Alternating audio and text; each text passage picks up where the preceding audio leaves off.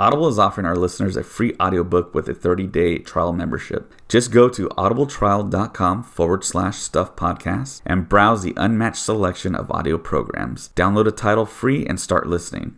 It's that easy. Go to audibletrial.com/stuffpodcast.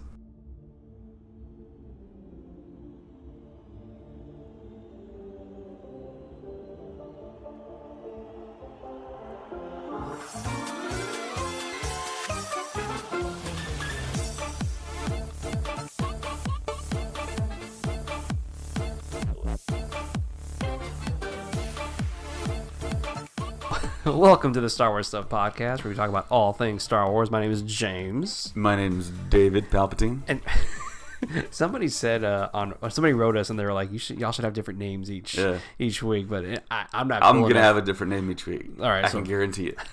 So he's Palpatine. I'm just James. Joseph couldn't be here today, unfortunately, but he will be back soon. We are all hoping.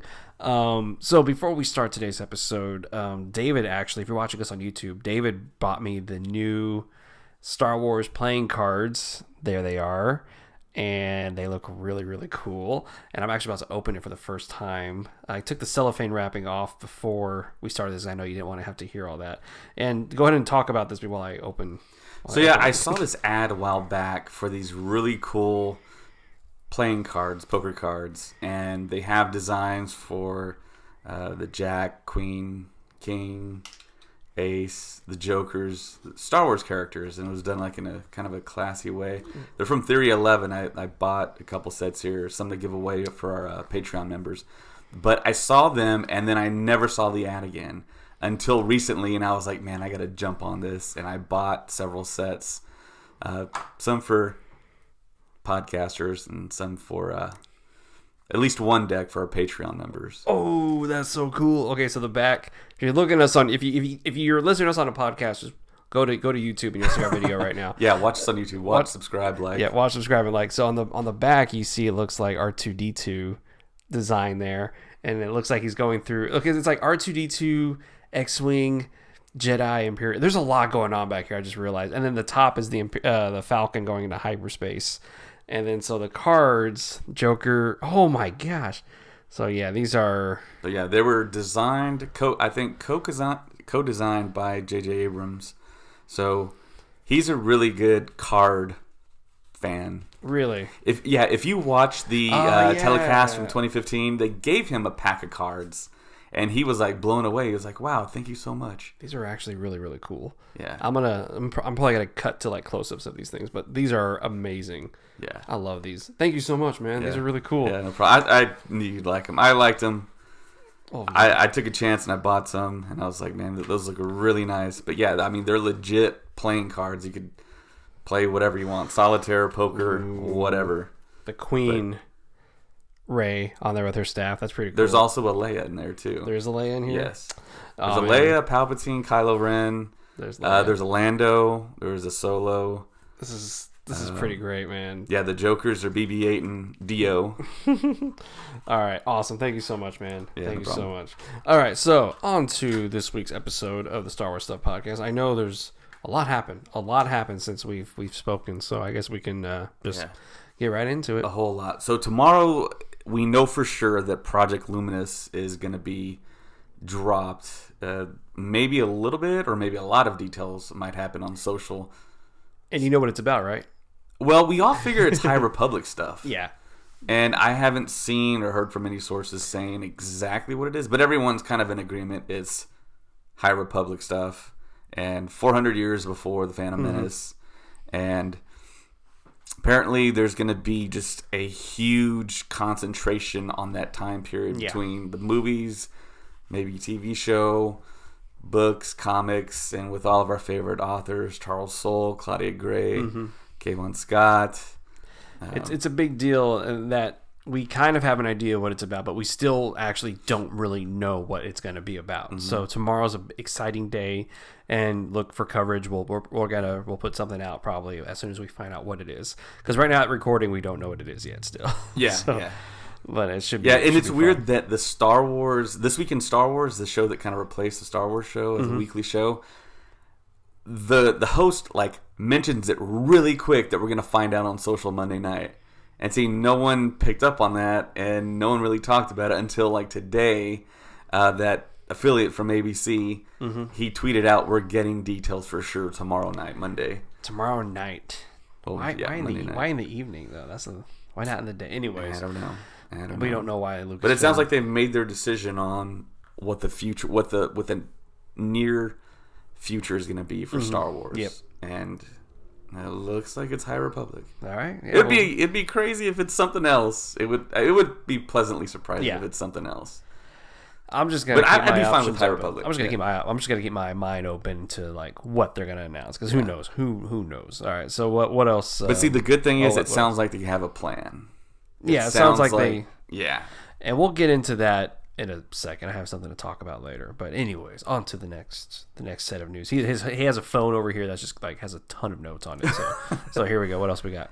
So Clone Wars dropped. Friday. This last Friday, Disney Plus. Beautiful. Season 7. Episode 1. It's considered a Disney Plus original. Yep.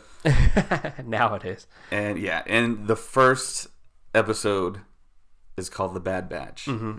And apparently we were able to see a lot of the episode before it even came out. That was at Celebration during the panel. They showed a big chunk of that, and the only clip that I saw was because like from where I was sitting, because everyone was trying to watch it. Unfortunately, we couldn't get into that panel, but everyone it was so crowded that I can only see like half the screen. At Celebration, because I was up on the roof eating because I was hungry at the time, so I was able to see the screen, and I just saw a little bit of that battle that they have there in the thing. But that was pretty much what they showed us almost a year ago at Celebration, was this battle with the Bad Batch, and we had no idea who they were or anything, and it was exciting then, and it was even more exciting with the context of what was happening in the show. And it was. Did you like it? Did you like the episode? Yeah, I really liked it. I watched it in the evening, and Colin texted us, and he's like, "I just got home. I'm about to watch it." I'm like, "I've watched it before you." Yeah, that was my Disney Plus tradition started again, where I get my coffee, I put my recliner right up in front of the TV, and I get my dog. My dog, we're like, "All right, we're gonna do this," and I watched it, and it was cool, man. It was a great episode. Yeah, I thought it was really good. I really liked the whole like ensemble that they had. We talked about it on the phone a little bit. They got the tank, the tech guy, the sniper, the calm, cool, collect guy, and it's just these assortment of characters who are just being introduced into Star Wars, and it's really cool. It's so cool, and if you haven't seen it, you kind of need to watch. There's a few episodes you need to watch before you see this one, but other than that, there really isn't like mind blowing. But I would recommend watching Clone Wars before you see the new season. Yeah. But that's just me. It was great. It was awesome. And it seemed like the whole band was back together. When you saw the credits, it was like D. Bradley Baker. Yeah, they're all. Yeah. Everyone's. Yeah, it's gotta be great, man. And it's gotta go until like May. Like we're gonna see all this until like May, I believe. Yeah, and apparently it seems like it's gonna continue through on episode 3.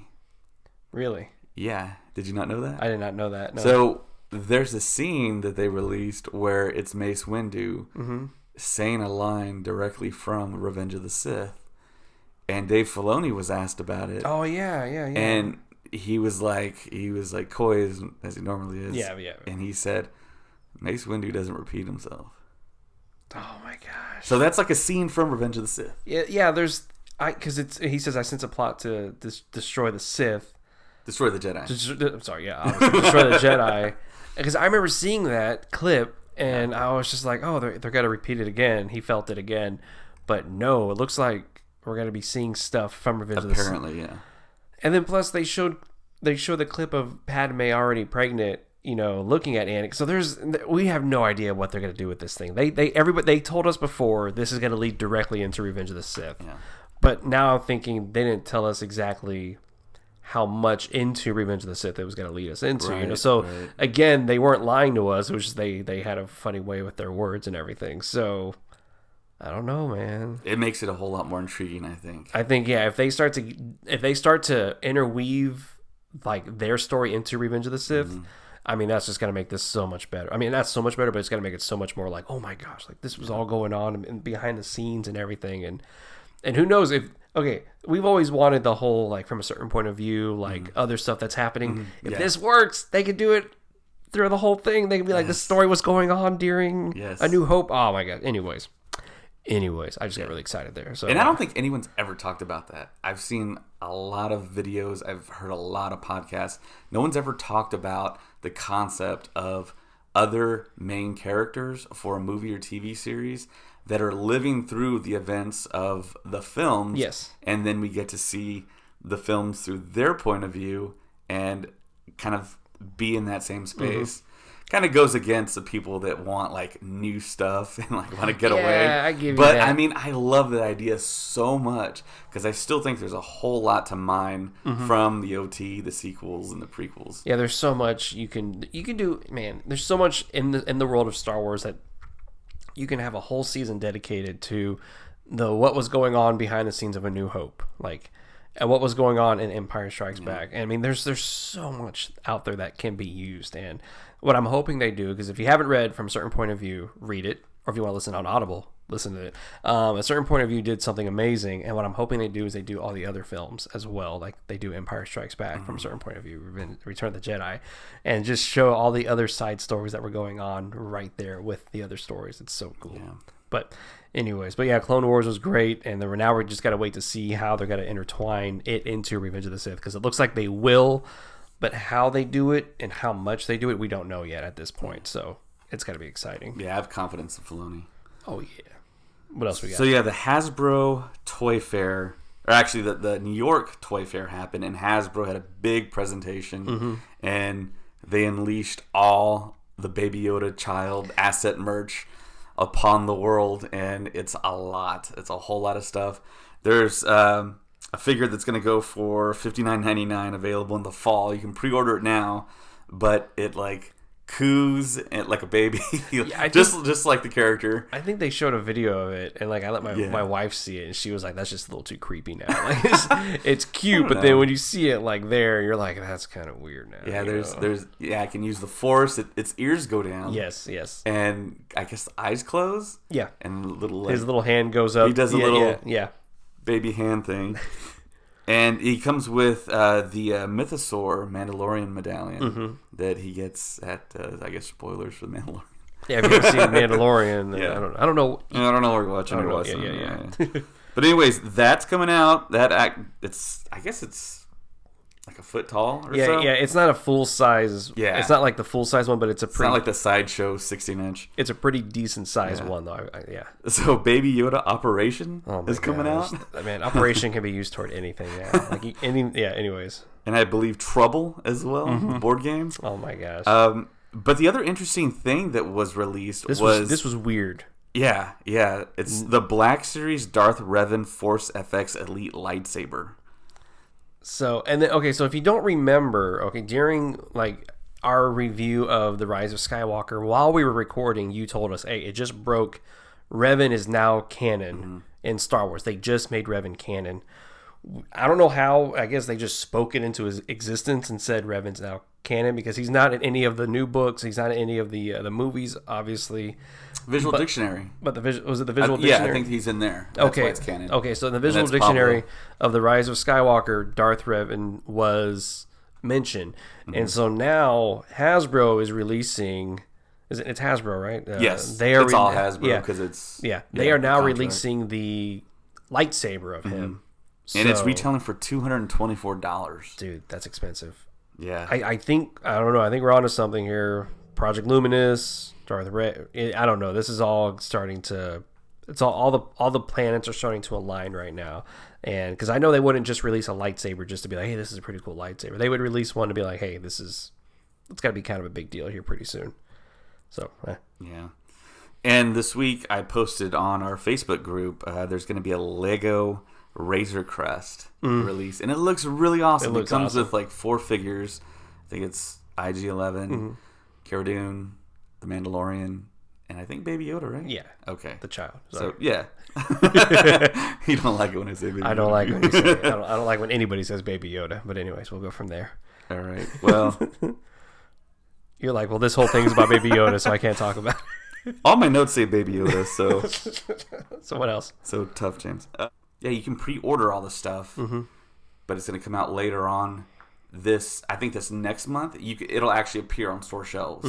So various items from The Mandalorian. And didn't you say the Topps action, like the Topps version of the Child, like sold out faster than anything else they've ever made, right? Didn't you? Yes. Yeah. Yes. That's So insane. yeah, if you go to Topps, they're not a sponsor yet. But Yeah. I think it's Topps.com. Yeah, you can buy like cards of Baby Yoda, the asset. I'm gonna keep on calling him that. Okay. Well, anyways, the Rise of Skywalker, we found out it's gonna hit our homes very, very soon. Yeah, sooner than we thought. Yes, I thought it was gonna be like April timeframe. Yeah, like usual. But it looks like we're getting. Well, okay. So here's the thing: whenever the movie first came out and they announced the box set, Canada had already put March on there on Best Buy's website, the Canadian Best Buy website.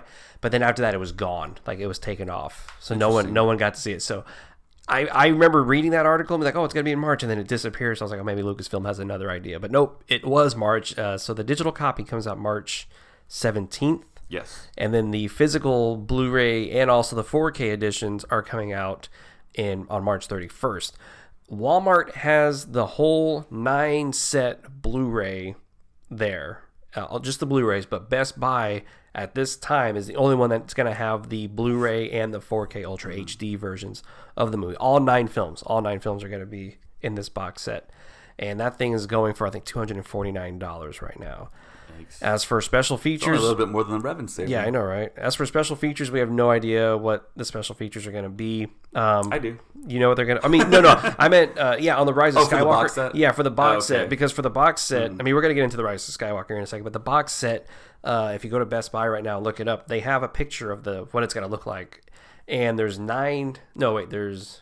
How many discs? There's 9, like, There's special... probably going to be 10 total, right? Well, no. There's 9 special feature discs. Really? There's 9 Blu-ray discs. For the films. And then there's 9 4K Ultra HD versions of the film.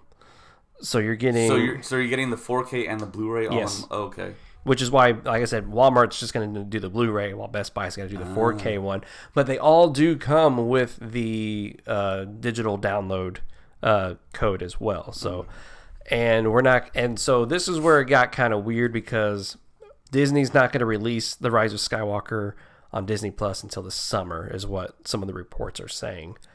It's not confirmed yet. No one's really saying, but a lot of the insiders are saying it's going to be in the summer when Rise of Skywalker comes out on Disney Plus, which doesn't really make any sense, in my opinion, because they don't have to pay off anybody to show it. They can just put it on whenever they want. But they're holding it. Don't know why, but... Well, they're holding it so we can buy the digital copy and buy the physical media. That's why they're holding it. I know, but still, that's not even a long time. People that wait for stuff to get on video now to get on streaming, they don't have to wait that long. Yeah, It's true. going to come like that. Yeah, it's going to be there in the summer, they're saying. So that's going to be pretty cool. All 9 movies will be there. But special features for The Rise of Skywalker are going to be pretty cool, actually. And I gotta find that. Oh, sorry.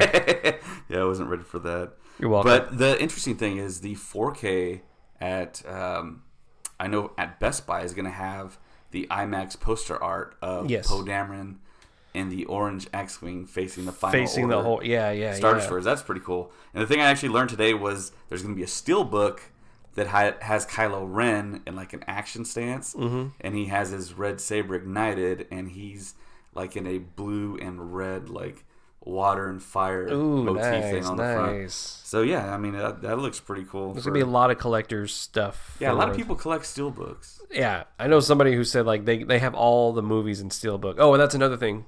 Before we go on, all the movies will also be released. Rogue One included, except for Solo, are all going to also have a 4K release themselves. Like the individual movies are going to be released in 4K themselves. So that's also going to happen on March 31st, I believe. Because right now all they have is a Blu-ray. Disney. The Disney Restoration Blu-ray is available right now for you to buy, but then in March they're going to have the 4K restoration available for everybody. But anyways. But if you want to watch it in 4K right now, you can just go to Disney Plus. Disney Plus has them all in 4K right now, which is pretty great. So, Yeah, the scenes, the bonus features for the Rise of Skywalker. Taking a look here. Bonus features also dig into the film's Pasana desert scenes, including the thrilling land speeder chase and the ship in which Rey discovers family secrets, as well as a new little droid named Dio. Plus, fans will hear from Warwick Davis, who reprises his role as Wicket the Ewok, as well as the creature effects that created a record 584 creatures and droids for the film. Digital consumers, however, will receive an exclusive feature highlighting legendary composer John Williams, who has scored every episode in the Skywalker saga. That's exciting for me. I'm just saying. So yeah, it looks like it's going to be really cool. Like we said, March 17th and March 31st, and you can pre-order the digital copy now on iTunes or Amazon. Like anywhere you buy your movies, you can pre-order the movie right now. And I think Joseph said, or maybe you even said, like you pre-ordered it right after the movie came out. Yeah, I just didn't tell anyone. Yeah, but yeah, so that's really exciting to get. And so yeah, we have a date. So that's pretty great. Yeah. What else we got? There was a special screening at Lucasfilm for the Empire Strikes Back special edition, and it's fully restored glory. Kind of, I think it was the same day that it was released back in 1997 in theaters. Ah, okay. So that's why they kind of did it. But this year is the 40th anniversary year for that film, The Empire Strikes Back. And if you're going to Celebration, if you saw some of the merch already, they have 40th anniversary Empire Strikes Back shirts already like for sale for you. So they also have action figures too. They showed those at the New York Toy Fair. Oh man. So are they going to do the whole like Darth Maul and Obi-Wan Kenobi thing at this celebration where they're going to have like these exclusive figures in these boxes? Maybe, but these figures I saw are going to be like wide release. They have the 40th logo on them, and I think they're all like Empire characters. That's beautiful. Yeah, they got the Yoda with the snake. It's all like retro type of style figures. That's awesome. And they're going to look kind of like this, like the one that I have right there, the Leia, because I got that one at the 40th anniversary. Oh yeah, they're pretty much gonna look like that. Yeah, I love that thing so much. But anyways, okay. Can you see it? Yeah, you can see it. Yeah, it's it's right there. It's right there. We promise. But anyways, so yeah, what else you got? So this past Thursday, I believe, on the Facebook group, I posted a video for the virtual production of the Mandalorian YouTube video. This blew my mind. Yeah, it looks incredible. We all had an idea of how they did it, but then to really see how they did it was even more mind-blowing than... And you made the comment, you said, that's why nothing leaked on The Mandalorian. Yeah. Because they didn't film it anywhere but on a set, like... Yeah. I don't know, just the vault. They call it the volume. They filmed it there. It's insane. It was like video game like technology. Yeah, Unreal Engine. And it was one of these things that I think if you go all the way back to I know we're gonna go old school, like Beowulf, Robert Zemeckis, when he created Beowulf, he was the first person I ever saw pick up a camera and then move it around the virtual space. And the image itself was moving with him. Well, Peter Jackson did that on Lord of the Rings. But like for the troll sequence. Yes, and it was like. But he did it for the whole movie. Yeah, for the whole. So, and I never seen that before. That for me blew my mind. I was like, how is this even happening? And all these years later, like we said, Peter Jackson used it. He also used it for The Hobbit. James Cameron used it for Avatar. And it was insane that it took The Mandalorian to realize, like, what if we just did a whole show with this technology? And it's insane, like the way they filmed it, the way the projection like system works. I can't even fathom how they did that. So yeah, over 50% of The Mandalorian season 1 was filmed using this groundbreaking technology. That's crazy. That's And you know, it goes back to when I first saw in Rogue One when they built that giant screen for them there, and that was really cool. And then even in we talked about in Solo, whenever they go into hyperspace, like that's all in camera. That's not a digital blue screen in front of them. You can see it in the video, yeah. And now they're doing that with the Mandalorian. Yeah. Now these guys are walking, and the way the light is hitting them, and it's mind blowing. It's mind blowing how they're doing it. It's incredible. I mean, it changes the game, but as of right now, I think it's just way too expensive for standard studio houses to utilize that. And of course, they're probably booked with all Disney projects right now. Oh yeah, pretty much Disney's thing. So yeah, Jon Favreau used it for The Lion King. He used it for He used a little bit of it in Jungle Book, and then Lion King, and then now it was like this. Like now it just seems insane now because it just feels like television shows and big visual effects things are going to get so much easier, if you may, to do because you don't need to have this like giant green screen and blah blah blah blah blah. Now you just have the actors there, and the projection is so good that you don't even need to digitally enhance it. It's already there. Like they showed a shot, and if you go on the Facebook page and click on it, there's a shot of these 3 guys standing there, and the wall behind them is the normal wall, and then you just see it render into what they were going to make, and the wall became a brick wall, and it looked like a brick wall. It didn't look like it was computerized or anything. And I'm like, dude, this is beautiful. So yeah, I got a lot of tech specs here. Actually, are we gonna understand this or? Yeah. It's okay. Yeah. What you got? The Mandalorian performed an immersive and massive 20-foot high by 270-degree semicircular LED video wall and ceiling with a 75-foot diameter performance space. And practical set pieces were combined with digital extensions on the screen, so you can see in the video where half of the Razor Crest is there, just the bottom half, so they could get like lighting and stuff, just reference. And then the rest of it they would digitally then just right. And the blurgs were like the top half, and I remember Gina Carano talking about riding one the first day, and you could see it. It's almost like a mechanical bull style setup. And we see Quill on one. We see Gina Carano on one. Of course, the Mandalorian rode one. But it's an incredible thing. I mean, all I have to do is shoot them from the knees up on the blurg. In the volume, and then they got the shot. They got what they need. And then while they're doing that, the background is moving. So it's old school. It's old school technology, but with like modernized technology. So back in the days, when you have the westerns and these guys were riding in front of a projection screen, or they're driving in front of a projection screen, it looked really terrible. But now you can make it look as if they are really out in the middle of the desert doing this thing. Yeah, digital 3D environments created by ILM played back interactively on the LED walls, edited in real time during the shoot, which allowed for pixel accurate tracking and perspective correct 3D imagery rendered at high resolution via systems powered by NVIDIA GPUs. That's insane. Yeah, it's incredible. It's incredible what we're at this point. From the prequels, all green screen, all blue screen, to now actually showing what's in camera. And there's a shot of them in the cockpit, and they're in that dogfight sequence. And Pedro Pascal, he's in there and he can see what's going on while they're filming, and they can actually put the camera behind him and record it in camera instead of having to digitally add in something later. It's beautiful. Yeah. And I'm glad Star Wars did something kind of groundbreaking again. Yeah, you know what I mean? It's the tradition of Star Wars to lead the way, lead the movie industry. This is the way. Oh, just kidding.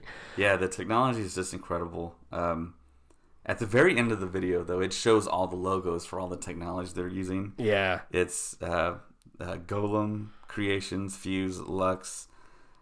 I'm not sure if it's Machina or Machina. Profile Studios, ARRI, with ILM Stagecraft. Now, we talked about Stagecraft in the past, and I didn't know if it was a slang term or something official, but it's something official. It's like a thing. And it has its like little like S logo that's like, it looks like it's like 3-dimensional like tiles or something. And of course, they're using the Unreal Engine, which is used on very popular video games today. That's amazing. That is freaking awesome. Like I said, when I saw because we had always heard that they did something groundbreaking, but we were like, how do you get to do something groundbreaking with a television show? But then when seeing all of that image, and I was like, how did they even think about that? Like, how did that work so well? Like, they showed that shot of him in the canyon fighting those two bounty hunters, and like they were like, so he's here, and Trandoshans. The Trandoshans fight sequence. So he's here. They said everything behind him is not there. It's literally the wall is incredible. The wall was like 5 feet away from them because it just looked like they went on location, like the Grand Canyon or something. And none of that was there. Yeah. None of it was there. That's why nothing leaked. That's why nobody leaked anything because nobody could see what they were doing, and so now it feels like the sky is the limit with that, and that's why with season 2 of Mandalorian, we're not gonna have any idea what's happening because you got like 12 people in this area working on this thing, and that's it. Like there's no set like pictures or anything like that, so it's just mind blowing. So what else you got today? So according to sources, here we go. Not my sources, just sources. Writers J.D. Dillard from the film Slight and Matt Owens from Luke Cage are closing in to work on a new project. It's not clear, however, if this is a movie for theaters or something for Disney Plus. So this project, though, is unrelated to the film that Kevin Feige is developing, nor is it related to Rian Johnson's film trilogy, which apparently he has indicated he'll get around to finally making after completing development on his Knives Out sequel. Yeah. Okay, so he's saying it's happening. Yeah, I mean he's always been saying it's happening. Yeah. I mean he's always been saying like it's. But he's kind of like tailed off. Yeah, recently. True. Well, I mean, it's like what? Well, I like to think that maybe he was getting his Knives Out. You know, he got an Oscar nomination for his script. Out. Yeah, he got his Knives Out. Out in the open. Yeah. He got his Oscar nomination. He did all the publicity for it. So I think he's just focused on that. And then the studio was like, "Hey, we'll let you do your sequel," which he probably was like, "This is great. I could do another." Did you see Knives Out, by the way? I haven't gotten to. I was so close several times, but something that always came up. It's great. Oh, you know who's in the movie? Cameo? Not cameo, but you know who's in the movie? Frank Oz. Oh, cool. So like he was like, "Hey, you want to be in this movie with me?" And he's like, yeah, of course, so anyways, it was a great film. So yeah, I can see him kind of just like I can see him saying I want to do this very, very original story that I wrote, and then I can jump into the world of Star Wars and let them finish what they did, and now I can jump in later. So I'm okay with him waiting another like 3 years to do his Star Wars movie. Yeah, but that's just me though. Interesting tidbits here are that Dillard's role is strictly as a writer on this upcoming project. However, he did direct the 2016 movie Slight, which I just noted, which he also co-wrote, and he is a protege of J.J. Abrams. Ooh, okay. So I guess J.J. got him through the door. The plot thickens. So the Hollywood Reporter also notes that he was involved with both The Force Awakens and The Rise of Skywalker in small capacities. Which I have I never heard anything about this guy. Yeah, and I have no idea. Yeah, so, but Lucasfilm is still, they seem like they were very kind of skittish on hiring someone like this. They always wanted like established J.J. Abrams, and the whole like Lord and Miller situation kind of gave them pause. But it seems like this is something that's happening. It's being reported by very reputable sources, and hopefully after the success of The Mandalorian with Dave Filoni and Favreau's pretty big, but yeah, he's Favreau. Filoni, Deborah Chow, yeah, Rick Famuyiwa, and Taika Waititi. All of that apparently was very, very smooth. Nice. So now it's. I think it's time for Star Wars to do stuff like this, like hire people that aren't like superstar directors and well-known names. Well, I mean, that all goes back to like kind of what George Lucas did with. I mean, Irvin Kershner was the biggest thing out of USC at that point, but not many people knew him. And I don't think so. Well, no, not many people knew him. He was just a lot of people knew him, but he was just a teacher. Well, I mean, at USC, he was the only celebrity who went to actually make a movie. Like all the students who came into USC during that time, the 70s, it was like, what movies did he make? It was like television and like a couple of like little movies he made. But what I'm saying is now, USC's like, it produced this guy. At the time, Irvin Kershner was it. So it was really cool that George Lucas, brought him in to do that. And even Richard Marquand, who had only done a couple of movies, and he doesn't Return of the Jedi.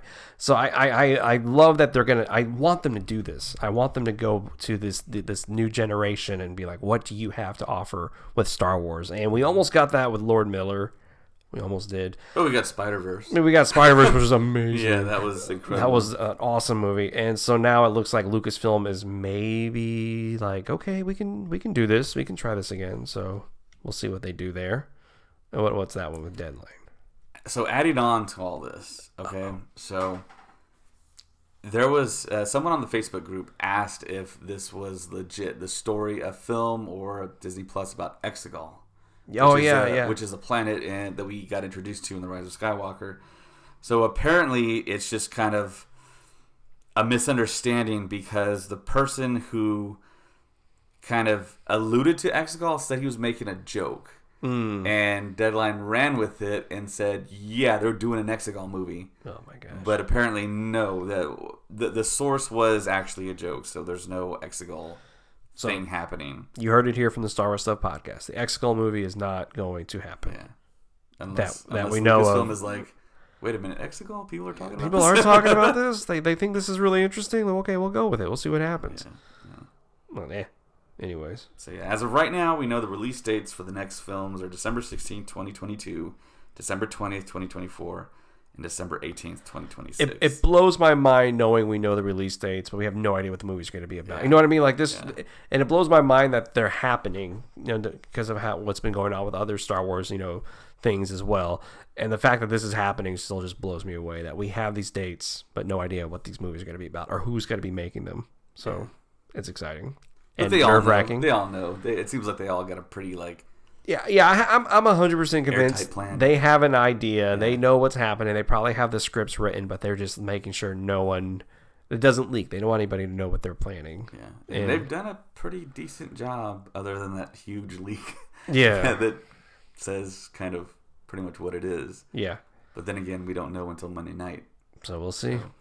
Monday night, 9:00 our time. Our time. That's Central Time. So yeah, I'm gonna tell everybody at work, hey guys, just leave me alone. I'll be right back. Let me just go see what this is. Yeah. So apparently a big kind of rumor hit last week, or was it the week before, about Sasha Banks. If you know who Sasha Banks is, she's the purple-haired wrestler in WWE, and she's actually the first cousin to Snoop Dogg, I think. That's awesome. Yeah. So. Yeah, she's a really big star in the wrestling world, and there's a rumor out there that a podcast for wrestling dropped that she's already shot scenes for The Mandalorian season 2. Oh my god! And apparently the timelines work out because she was not wrestling for that time that they think that she shot. Oh, okay. She was injured, so she couldn't wrestle. She skipped the Royal Rumble, and the timeline apparently does work. It works. So, but who would she play though? Who do you think she would play? Another Mandalorian, someone with the helmet, or maybe like a Twi'lek?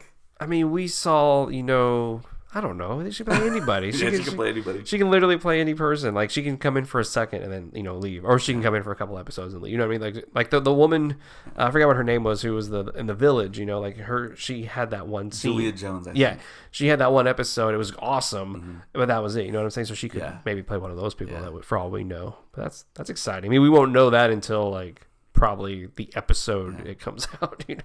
And the thing about this rumor, it kind of gives you pause because she would be the first person to achieve this because she's never acted in anything before. Anything. She's only been in WWE, which is a level of acting. Yeah. But usually when someone goes from a sport to Star Wars, they've usually done something and had some type of acting career. Yeah. And she's done absolutely nothing. So it's does she have some type of Does she know someone? It's how did she get to that point? Usually you get pay your dues in some sort of way. We'll see. But maybe she just blew him away in a secret casting call. Yeah, maybe she was I'm a big Star Wars fan. I got to be in this thing, So. And there's other sports athletes that are Star Wars fans. Yeah. That are not in the movies whatsoever. I know Brooke Lopez. Do you know who that is? No, I don't. He's got an identical twin. They're both 7 foot and above. That's disgusting. And they've said that they wanted to be Wookiees, and they never got cast. That's a tall person not to put as a Wookiee is all I'm saying. That's ridiculous. Well, apparently there's so many people on the planet now. It's like Yeah. Yeah. But Jonas did play basketball. Yeah, so Jonas. Maybe was they got that basketball. idea. I don't know. So He was their inspiration. Yep, that's pretty much all I got. Well, okay. So that was the news. So we're gonna segue. So this week, or last week, I should say, the full script of Colin Trevorrow's Episode 9, Duel of the Fates, leaked. The whole script leaked. And at first, people were like, is it legit? And it was. It was a legit script. And so I actually read the whole thing because I wanted to know what was going on in the whole thing, obviously. Because we did a whole breakdown of Duel of the Fates, which was actually based off of someone else who had read the script. So we actually didn't have the firsthand knowledge of what was going on. So I was like, I want to read this thing. So I read it. And as y'all recall at the time, I said, I'm glad we got Rise of Skywalker. I prefer Rise of Skywalker. But after reading the script, I don't know anymore. I've never been so conflicted about something in my entire life, all right? Because the script of Duel of the Fates, written by Colin Trevorrow and Derek Connolly, is amazing. It's really amazing.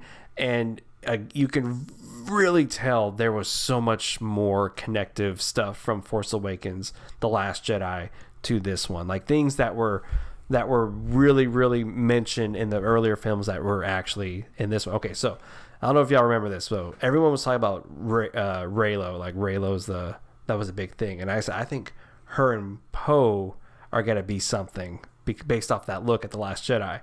That was in the script. It was supposed to be Rey and Poe were supposed to have a connection, and there were supposed to be like moments between the two of them and everything. And it was really like, I was like, oh my gosh, I called that. That was supposed to happen, but they didn't do it. Why do you think they didn't do that in The Rise of Skywalker? Because the fans really wanted the Reylo thing to work out, or what? Well, I mean, who knows? Kathleen Kennedy calls all the shots. Mm-hmm. So it was her decision to not use Trevorrow Mm-hmm. in his script. And it felt like when that script came out, that was like 2 weeks before Carrie Fisher passed away. Mm-hmm. Yeah. So there's a lot of General Leia stuff in there. There's a ton of stuff in there, yeah. So, unfortunately, I mean, all the way around, it's not a good situation. I mean, we lose Carrie Fisher. But for Colin Trevorrow, he had to pivot along with Connolly, and they couldn't pivot well enough for, I guess, Kathleen Kennedy's liking. Yeah. And she just said this isn't going to work, and she went back to JJ. Well, one of the things that was in the movie that was also in The Rise of Skywalker was Leia reaching out to Kylo Ren and saying his name, Ben. That also happened in The Rise of Skywalker, and that was it's a huge moment in The Rise of Skywalker, and is an even bigger moment in Duel of the Fates. And General Leia's job during the big final battle at the end of the movie was going to be her in the chair, just like Admiral Akbar was, and that she was going to be kind of wheeled around in the chair, conducting the entire battle below, and that was going to be really cool. And then you remember, so Joseph read what was that, Last Shot with Lando and Han Solo when they were younger? Was it Last Shot? I believe it was Daniel Jose Elder that wrote it. Yeah. Yes. So in that script, in that book, they mentioned that Lando was in charge of all the smugglers. He was in charge of like the Smugglers Guild, if you may. That comes in big in the Duel of the Fates. Like that's a huge plot point. So you can tell that even a couple of years ago, they had this idea of what 9 was supposed to be. And even the show Resistance, the Colossus is actually a ship. It's not a base, it's a ship, and they actually launch it up into space. Same thing in Duel of the Fates. One of the buildings was actually a ship that they launch into space. So again, you can tell that there was this idea, there was this plan, and they were throwing all these hints and all these other little pieces of what the Duel of the Fates was supposed to be. And then it didn't happen, so therefore when you get The Rise of Skywalker, there's some stuff that you're just like, oh, okay, that just kind of came out of nowhere, but it's still cool. And the reason is because it seemed like the story group and everybody was ready for what they thought 9 was going to be, and it didn't end up being what they thought it was going to be. And the big one is, of course, Palpatine's nowhere in Duel of the Fates. Kylo Ren's the main villain, and I don't know. And then what happens? The big reveal was he killed her parents. Mm-hmm. That was huge. And I think that would have had a bigger impact than what we got. I mean, mind you, like I said, I like The Rise of Skywalker, but it makes more sense that way than it does who she is. You know what I mean? But I don't know. It just blew my mind reading that script because there's so many things in there that were just. And here's the one part that I know you would have lost your mind at. So R2D2 has he has certain coordinates in his head. And they're like, how did you get the coordinates? Where did R2 get these coordinates from? And he starts to bleep. And then C-3PO says, I told you never to, like... He says, you can't honestly say it was the central computer that gave you all that information. So in Cloud City, the central computer was going to pay off again in Episode 9. You were going to see R2-D2 was like, yeah, when I hooked into that, I got all this other stuff, too, that I've been holding on to. So that they would have tied that to Empire Strikes Back, which would have been amazing. Okay, who has, and then I'll get back to that in a second, who has Mace Windu's lightsaber? Hux. Hux has Mace Windu's lightsaber, and he keeps it on a mantle as a remnant of what happened to the Jedi. And at the end of the movie, because of his defeat and his shame, he takes it and he kills himself with Mace Windu's purple lightsaber. That was supposed to happen in Duel of the Fates. Wow. That is amazing because we all wonder what was so Mace Windu flies off and then he gets, but no, like there probably was going to be a whole story of how Hux got the lightsaber. Oh, and another thing, Maz is nowhere in Duel of the Fates. Maz never came in, and they were never going to explain the lightsaber in Duel of the Fates. So I would have been I was still a little disappointed about that because I thought for sure reading the script I was going to get the name of, or I was going to get what happened to the lightsaber. And so, okay, so R2-D2 in the battle has to give them the coordinates, and it's almost just like in Return of the Jedi where the 3PO and R2 have to get to this spot. R2 gets like blown up, like R2 gets destroyed pretty much, and 3PO is sitting there like freaking out, like, oh my gosh, like he's gone, and like the light is not there anymore. And so I think it's this really heartbreaking moment, but the battle's still going on, and they say, BB-8, can you get his memory out? And BB-8 goes in there and kind of does a little like sad beep, then reaches in and pulls out his memory, puts it in his, and then he's able to go and he saves it. It's freaking cool, right? It was freaking amazing. And they did something in this movie which would have paid off from The Last Jedi, where this ship, which has the Empire's like home base, launches up out of Coruscant. And Rose had a huge part. I mean, Rose was so big in this thing that it's kind of disappointing that they didn't do this.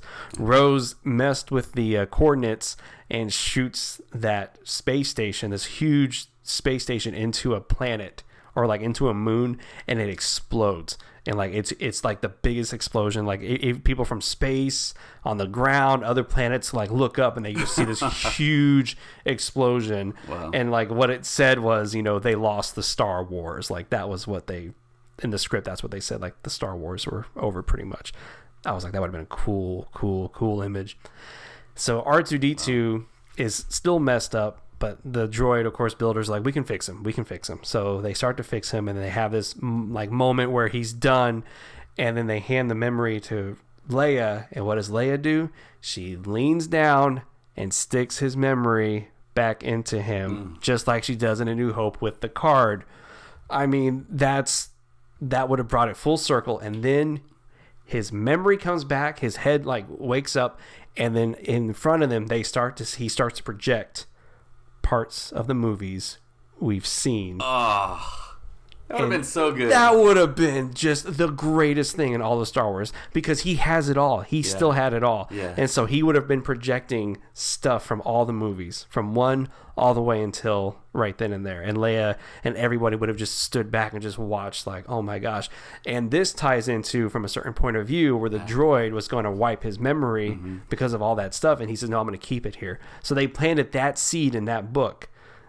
So I know we always fight, you and I do, but they didn't have a plan. But it feels like there was something that was supposed to happen, but it didn't happen. And that's, I mean, that was all and Trevorrow. That's what they decided to do. And it's like, oh my gosh. And so little things like that made me just go, oh, this is really upsetting. Like how all this stuff was there, but they couldn't use it for this movie. And Rey is, they have a moment where it's instead of it being all the Jedi telling her to rise and get up, it's Finn feels her like on the ground and he's telling her to get up. and Poe is flying, and he even tells her, "Get up, Rey." Like everybody feels, and everybody's like, "We need to get behind her." Mm-hmm. We don't know how we know, but we know that she's in trouble, and so they're all telling her to get up, and she gets up, and it's freaking cool, man. But they also did do the life essence part. Kylo Ren learns how to cheat death from this, I forget what, the Tor Valum teaches him that power, which is what Sidious wanted to learn, which Sidious didn't learn. So that whole thing, you can tell they tweaked it and they brought it into the Rise of Skywalker with the life essence and giving it. And in the end of the movie, he does give his life for Rey, and then he tells her what her last name really is, and his last words to her are what her name is, and then he dies, and she says, the light goes out, but it was a light. It wasn't, he wasn't, somebody else. And it was mind blowing. It was such a great script, and it was such a cool story that we did not get, and it makes me a little upset that we didn't get that. I would have loved to have seen R2-D2 show the whole saga from, from his point of view. Like, see the babies born, but it's not that angle, it's his angle looking at them. To see, to see him turn on and look over at Jar Jar and then roll off, like that everybody would be like, oh my gosh, like that's R2 first. That's when he first, wakes up, and I don't know. So. Yeah, for it to be the last film in a 9-film saga, you would figure there would be stuff that they pulled from the very beginning to show us somehow. And that would have been a perfect vehicle to do that. Yeah, and I know we've all, and even I had a theory that R2-D2 was going to have a big moment in the movie, and R2-D2 was going to have this moment where he's like, I got everything. I know every single thing that's happened. And it was there. They had it, but they didn't go with the script. And so little things like that are very upsetting to me. And let me see if I can find the script. Do a quick dance. Nope. Okay. And then but they did do like an otherworldly like kind of thing where she does die and she does see Yoda, Obi-Wan, and Luke, and they're like, it's your choice if you want to stay here, if you want to go back. And like Harry Potter. Just like Harry Potter. Yeah. Rey is close to him now. Their foreheads touching. He is weakened. This is Kylo Ren after their big fight. He is weakened, spent in the last moments of his life. Solana. Rey is stunned to hear her name, distant like a memory. Your name. Last breath. Rey, Solana. Those words are Ben's last. Rey watches the light dim in his eyes, but it is the light. Goodbye, Ben, she says. So that was what was supposed to happen to him. And that was how he was going to be, quote unquote, redeemed, if you may. But, like I said, I'm glad the Rise of Skywalker did what it did, but it's just, there's so many things that Duel of the Fates that would have been really, really, really cool. But, I mean, maybe someday somebody will make that script. I don't know. What do you think? Somebody might do it? Yeah, it's impossible to do because you need those same actors back. But yeah, I was thinking the same thing. It's just like, man, it's just another one of those things that we're never going to see. And it would have been super cool to like somehow, some way get that in some form or fashion. I mean, someone could maybe make like an animated thing for that. Oh yeah, I would watch that. I mean, I talk about it all the time, how these fan films are just going to get better and better and better until we hit a point where it's indistinguishable from Lucasfilm releases. So, but for animation, someone could do something really great with that this decade. Yeah, I would love to see this. Somebody put this together and get some voice actors together and put this movie together so we can all see what was supposed to happen at the end of everything. But it did end in a way that I would have been really upset with, which was it ended in a way that you want to see something, but it doesn't happen. Poe and Chewie are still looking for Rey, and he now the dice aren't there on Solo's on his Falcon anymore, so he puts the beacon from The Last Jedi there. So he's get out looking for her, and as he's flying, it starts to beep, and so then he's like, "Turn around, Chewie," and that's the last you see of them. And then Finn and Rose have a sanctuary for Force-sensitive kids there, and it cuts to him almost like in The Last Jedi. He's telling the story of a lot of the start, like it cuts to it in the way that it's like he's telling the whole story we've just seen is Finn telling it to these kids, which was a really cool way to kind of think about, like, since episode 1 to now, Finn has been telling the story, which I would have loved. And then they look like, what's that? And they look on this hill, and then there you see Rey coming toward them, and that's where it ended, with her coming toward the children. So in a way, you're like, oh, she's now going to start teaching this new age of kids. What do you think about that? I think that's awesome. That's great. I mean, we all want Daisy Ridley to come back and continue as Rey, and I hope it does happen. Yeah, but I don't know. It's not going to happen. It's never going to happen. We're never going to see Daisy Ridley as Rey ever again. But you don't think? I wouldn't. I'm going to say never, man. There's no way. I don't know. And you know what? After reading this script, reading what happens, I can see why Daisy Ridley cried when Trevorrow was telling her what was happening at the end of the movie. Because it's like, oh my gosh, like all of it comes together so well at the very end, and who her character becomes at the very end of it all, and how she dies, and how she sees Yoda, Luke, and Obi-Wan, and the conversation they have. And it's like, geez, man, that was... Yeah. It would have worked. It would have been amazing, but we didn't get it. So that was my little rant. Hope y'all weren't too bored with that. But what else should we talk about? Is that it for the day? I think that's pretty much it. That's pretty much it. Yeah. Make sure to follow us on Facebook. Yes. We have a page. We have a group. Follow us on Instagram.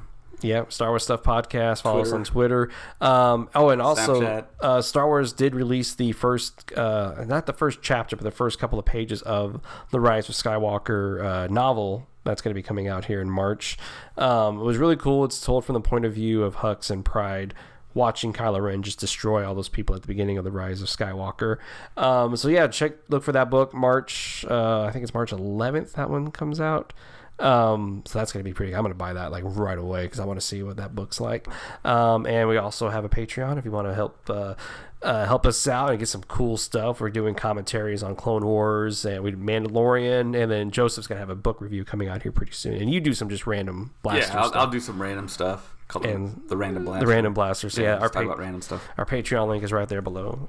So yes, thank you so much for listening and for watching, and may the Force be with you. Always. Pew, pew, pew. It's a trap!